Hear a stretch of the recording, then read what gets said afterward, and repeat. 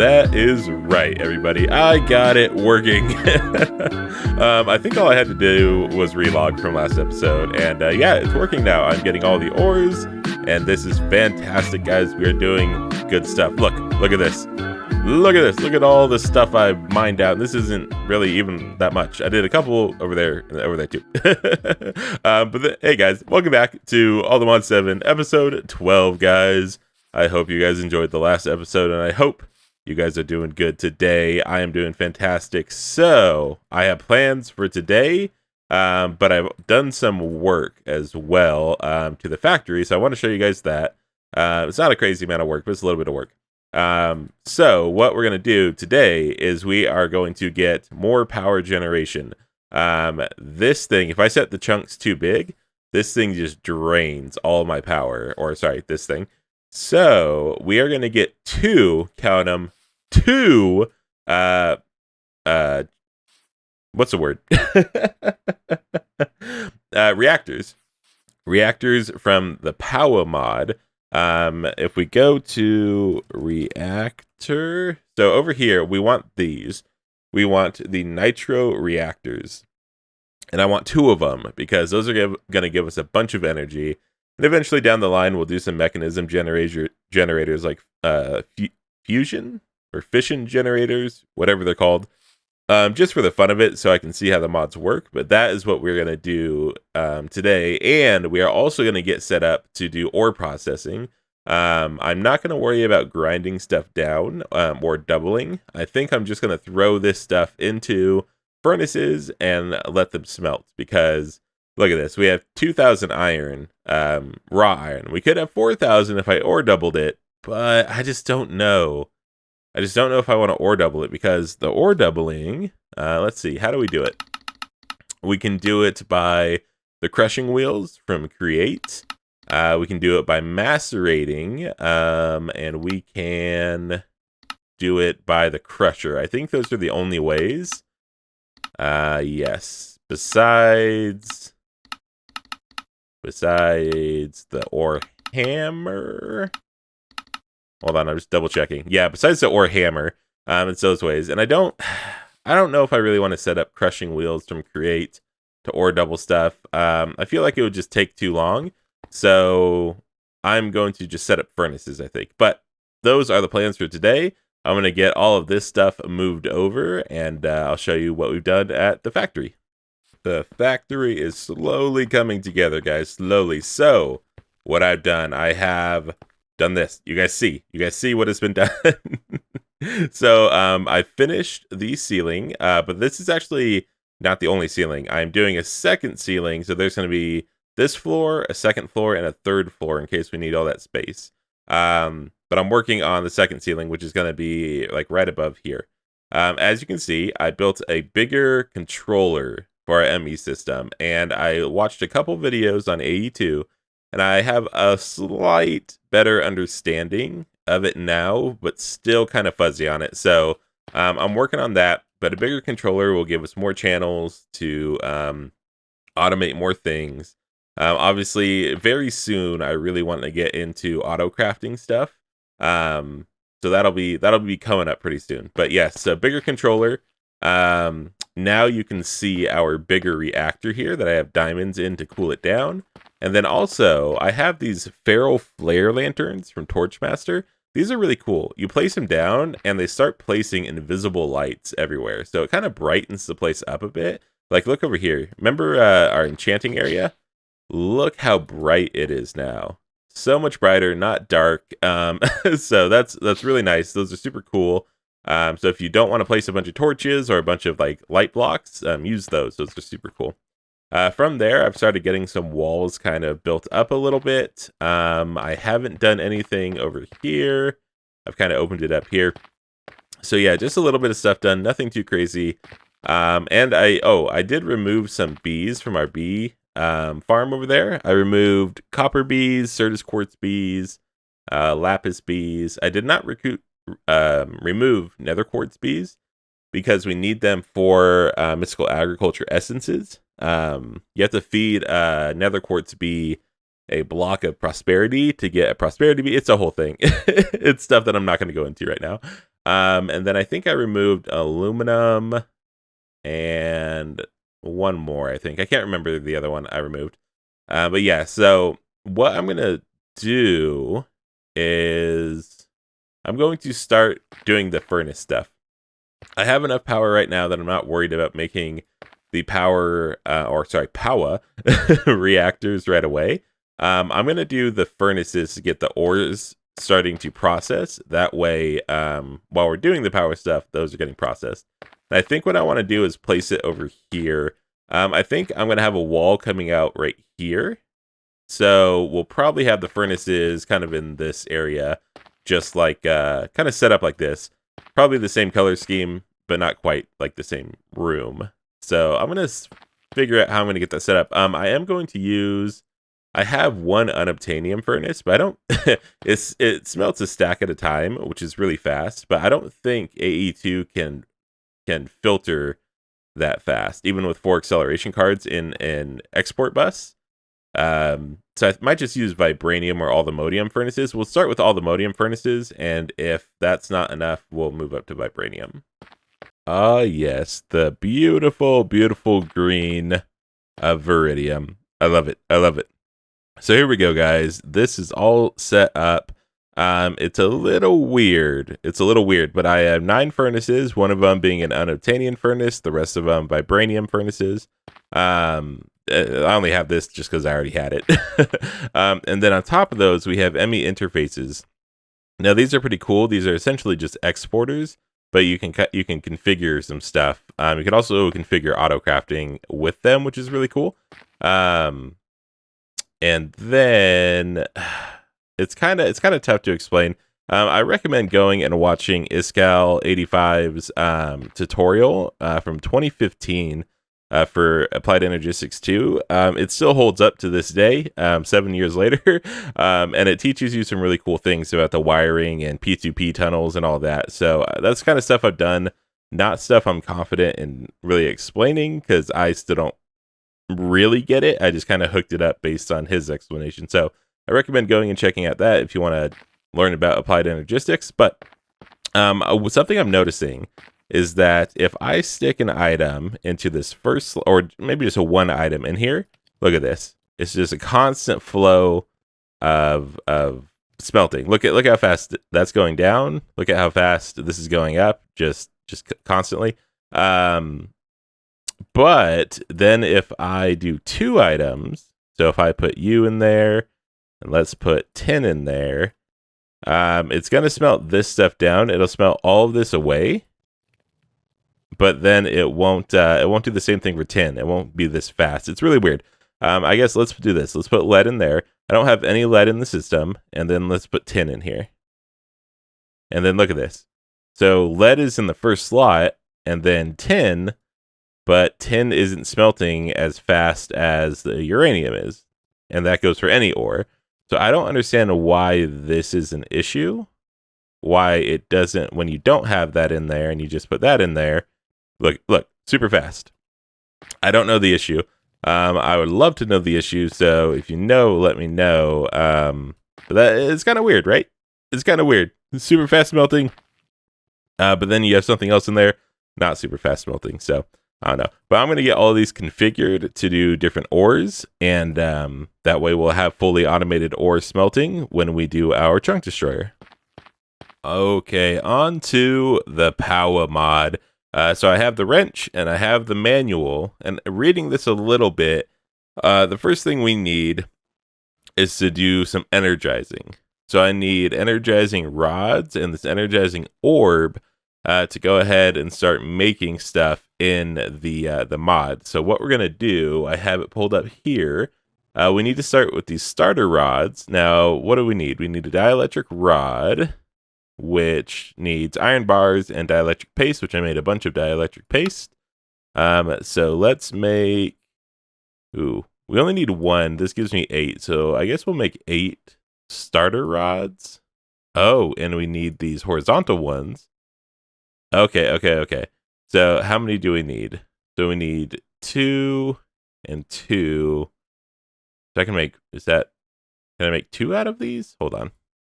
Let's go bam, bam, bam. Oh, no, actually. Oh, wait. Sorry. Bam, bam. There we go. And I can make 2 of those. And these basic capacitors, which is... Oh, tiny basic capacitors, which is basic capacitors, but tiny. Yes. Oh, did I already use... Did I use all of my stuff? Hold on. What is this called again? Dielectric rod. Where did the horizontal ones go? Dielectric rod. I'm so confused. Did I not just make the dielectric rod? Oh, I see what I did. Okay. I see what I did. All right. That was a little confusing. I had used them up. There we go. So I can make 2 of these. And then these guys get placed down on power.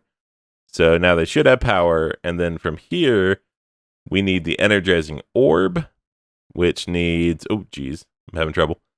Oh, I'm having a lot of trouble. Which needs more of these. So 1, 2, 3, 4, 5. Let's make another one of these. And bam, energizing orb. And I'm just going to place that right there.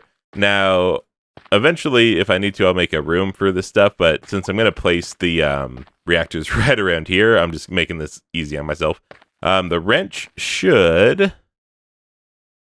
Oh, nope. I should be able to connect to these with the wrench. Oh, there we go. Okay. So that's how you do that. I don't know if it really matters. I don't know if it really matters that much. Okay. So that's what we do there. Let me do a little bit more reading and see what we need from here. All right. So we want these nitro reactors. Now we need 36 of these blocks to make 1 reactor. So we need 72 of these blocks to make 2 nitro reactors. So we're going to start with 36. We're going to start with 1.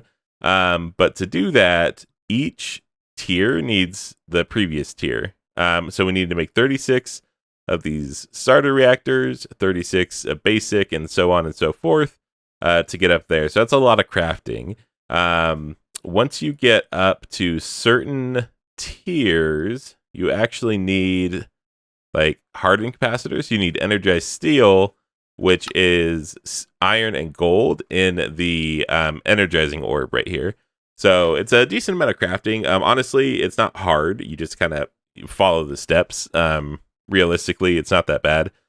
Once you get up to nitro, you need nitro capacitors, which need nitro crystals, which need 20 million Fe, a nether star, 2 blocks of redstone, a block of blazing crystal, which is just a blaze mesh in the energizing orb with 810,000 Fe, and that's just a bunch of blaze rods. So the hard part is obviously the amount of Fe it uses, and then the nether star. The nether star is not hard, but I do have to go battle the wither, a bunch of times. But it's not really hard to do. So I'm going to get to doing a bunch of this crafting, upgrading these guys as well. So I think they're faster or they hold more power, something like that. But I'm going to upgrade those, and I hope we can get both of these done today. You know, that is just beautiful. There's no other word for it. Beautiful. Look at this storage, guys. Look at this. Oh, this is great. So I made 1, 2 nitro reactors. Insane. I want to show you guys something. So you know the process of how to make it. It's a very simple process, but a little bit time consuming. Nothing too crazy. Just requires a lot of power and some patience. But look at this. Okay. So I'm going to go over all this stuff that's in my inventory in a second. But so with just the uraninite in there, it was making 225,000 Fe per tick. A lot. That's a lot. But I added coal, which gives it more efficiency. I added redstone, which is more production. And I added more coolant, which this is just packed ice. But you can do dry ice, which I think makes it better. but packed ice. And look at this. If you go to the third line down, generating 426,000 FE per tick. So we got an extra 200,000 FE per tick by adding these three things. So these are crazy. These are insane. Again, this guy is only making 32,000. These are making 426. I don't need this, but I am going to keep it because the aesthetic is awesome. I love it. I love how it looks. But yeah, so both of these are making the same amount of power. So that's amazing. I want to go over this stuff that's in my inventory. But let me preface this first. I have these quantum entangleporters, right? So these guys are hooked up to each of these, and they're drawing power out of it. Again, just like I had said in a different episode, we're wasting power. Like, this is constantly making power using fuel. These guys don't waste fuel, which is really nice, because they stop once it's full, and if I'm not drawing anything out. This is constantly using fuel. And then in the back here, I have these power cells and these ultimate energy cubes that are holding extra energy, but they're full. They're completely full. So I'm just wasting power. And to me, it's like I should have a huge backup of power just in case something goes wrong. Something blows up the base and everything gets destroyed besides these. Like, I just need... Oh, whoops. I just need something to store a bunch of power just so we have a backup. And maybe I'm doing some sort of process that is overloading all my reactors and they can't keep up. I will have power stored to do that. So I am looking at Flux Networks. So this is a really cool mod, very simple, only a few controls or a few blocks to it. But this is all wireless energy and energy storage. So these power cells, they are all linked up together. So they're holding 320 million FE just in this block alone.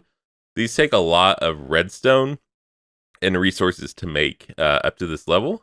So I don't like that too much. But these each hold 20 million. Each of these hold 20 million, and then you can link them together and they hold, whatever the collective is. Over here, these ultimate energy cubes hold 102 million. All right, and these take a decent amount of resources. These aren't too bad, actually, especially now that we have the atomic alloy set up. These really aren't too bad to make.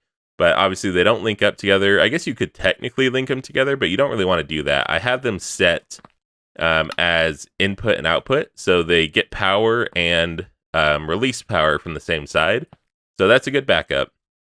But Flux Network has these gargantuan flux storage. These things hold 128 million, so more than a single block of this and more than a single block of that. And they just take the tier down, 6 of the tier down to make. So you make the basic, then you need 6 of those to make a Herculean, and then 6 of those to make a Gargantuan. So really not too bad, especially because the basic only costs flux blocks, and I'm going to show you how to... I'm saying flux, okay? F-L-U-X. But I'm going to show you guys how to make flux, which is really simple. So I have a little setup here, but how you need to start is you need to start at bedrock. But once you get a little bit of flux, you can do this yourself. So you can even automate this, which I probably will, to get a bunch of flux. So you place a flux block down, although just imagine this is bedrock for your first time. So your first time, it has to be at bedrock. Then you place a obsidian above the bedrock or the flux block, and I'm just going to trap this in. Then you throw a bunch of redstone on your bedrock, right? Or in this case, the flux block. If I can make it in, can I make it in? One of them made it in. Let's try another one. There we go. Okay. So if I throw all this in, and you can do multiple stacks at a time, so you don't have to just do one or one stack. You can just do as many stacks as you want. Are they making it? They're kind of making it. Okay, anyways, that'll be enough. And then all you do is left click this obsidian. Left click, not right click. I'm right clicking, nothing's happening.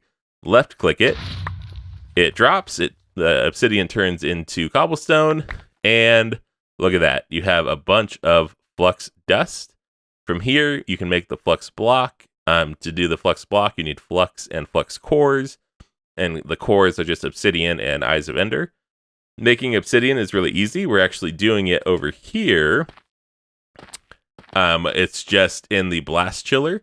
Oh, we're actually full up, which is really nice. So you just pump lava into the blast chiller with nothing else, just lava, and it'll make obsidian. So you can automate obsidian super easy with a magma crucible, a blast chiller, and an igneous extruder. So super, super simple.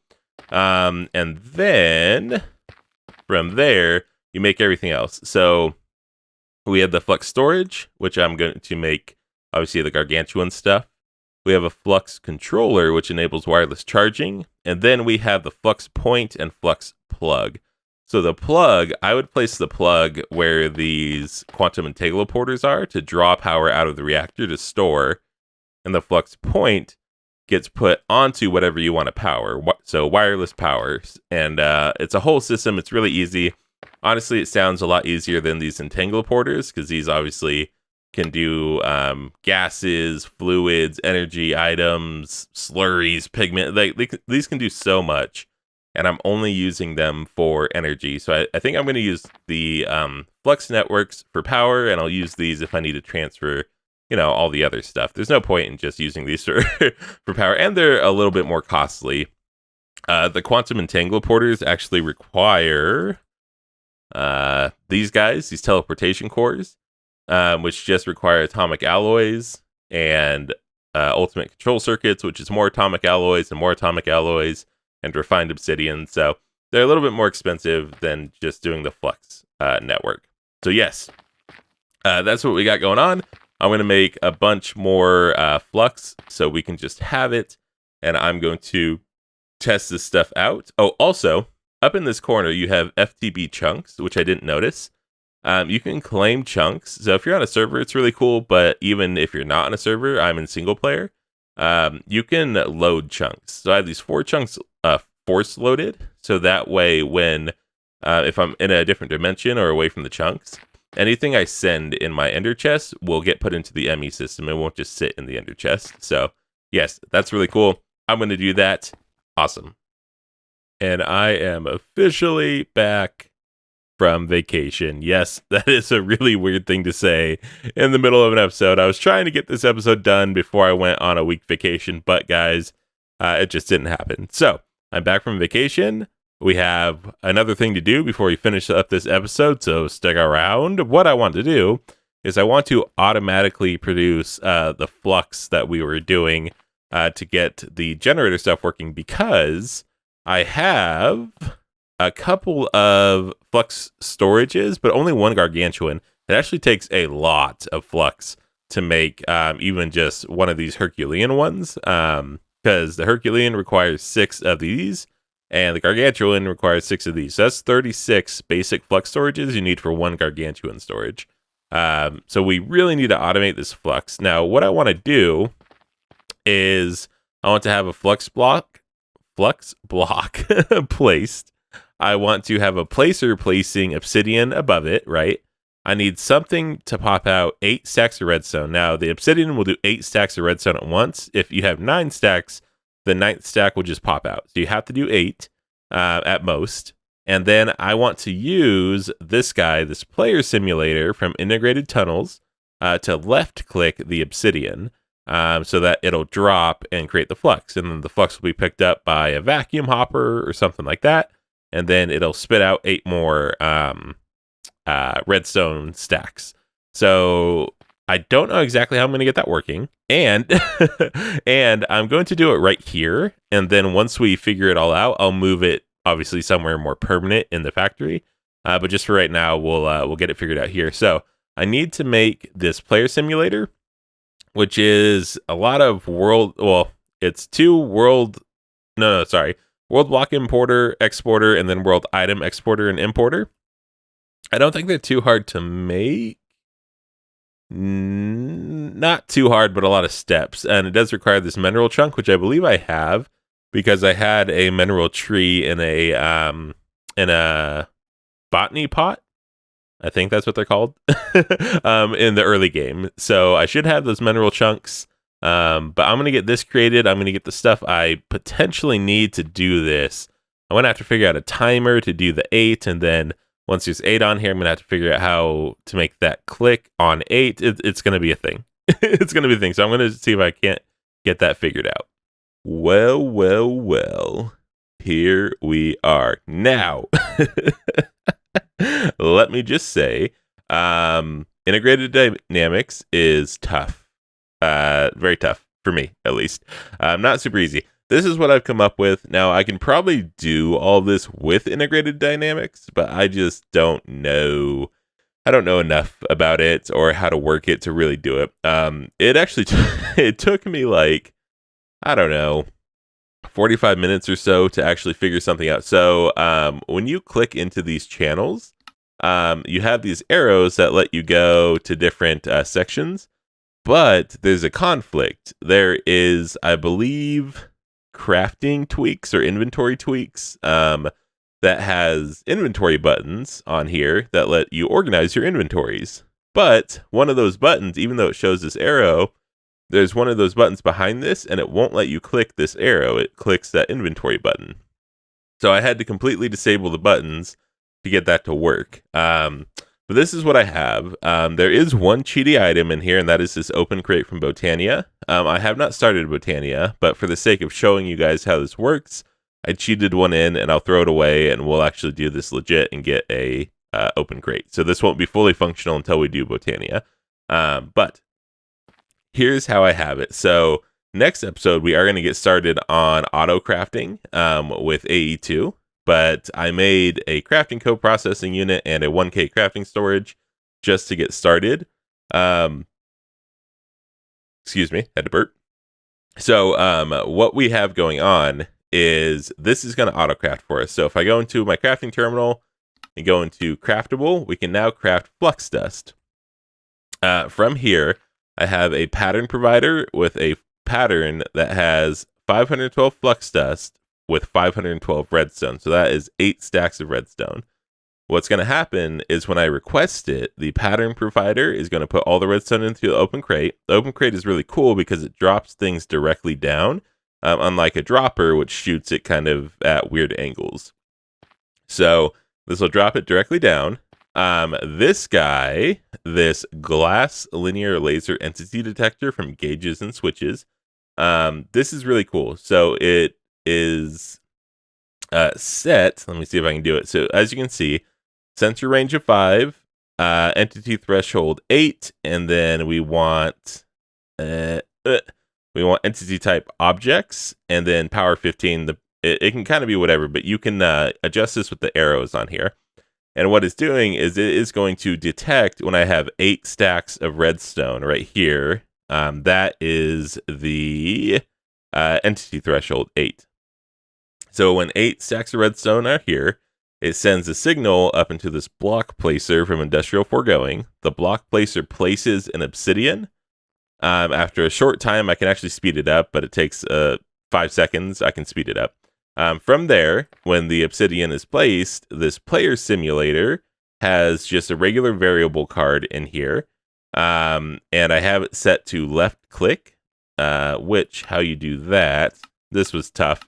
You just continuous click, and you don't have right click or right hand checked. So continuous click is checked, and I didn't do anything else. From there, it left clicks the obsidian drops. The obsidian turns all of the flux dust or the redstone into flux dust, which gets sucked in by a vacuumulator, which has an item filter for flux dust. So it won't pick up the redstone. That's huge. You don't want to pick up the redstone when it drops. And then when it turns into cobble, this block breaker picks up the cobble. So I'm going to show you how this works. It took me a long time to get this done, and it's not very pretty. I'm going to have to pretty it up.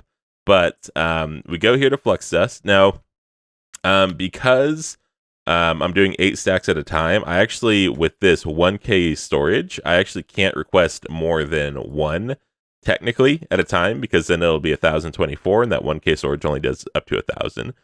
So requesting 1 gets me 512. So we hit start. See, it drops. This is going to take about, again, 5 seconds to place. I can speed that up. Places, clicks, breaks, gets sucked into the vacuumulator, which goes back into our AE system. So that is how this is going. Like I said, this guy is going to get voided. Can I trash can it? I don't know how the trash can works, but I'm going to void that. Let's just do this. Oh, wait, lava. Lava, so you guys know I'm doing it. Throw. Did that work? Okay, I don't know where it went. I'm assuming it went to the lava, but it's gone. So yeah, we're going to do Botania to actually finish this up, and I'm going to move this somewhere, and these guys aren't going to be right next to it. We're actually going to get this set up next episode. So that is how this is working. If you want to do it the same way, go for it. Like I said, I'm pretty sure you can do it with integrated dynamics, the entire thing. I just don't know how. That was really tough. The manual was hard to read. I don't know anything about computer programming, and that I feel like you have to have a slight knowledge to really get into this. But I think this is the only thing that I'll left click in the mod pack. I could be wrong, but I think that's all. But yes, okay. So that is that, guys. It's the end of the episode. It is the end of the episode. I'm stumbling over my words. Good times. We got power set up. We got a furnaces set up. We got this set up. So all good stuff. If you liked the video, of course, subscribe. It really helps me out. I really appreciate it. And hit the like button if you enjoyed. I will see you guys next time for some auto crafting and other fun stuff. Thank you guys so much for watching. Bye-bye.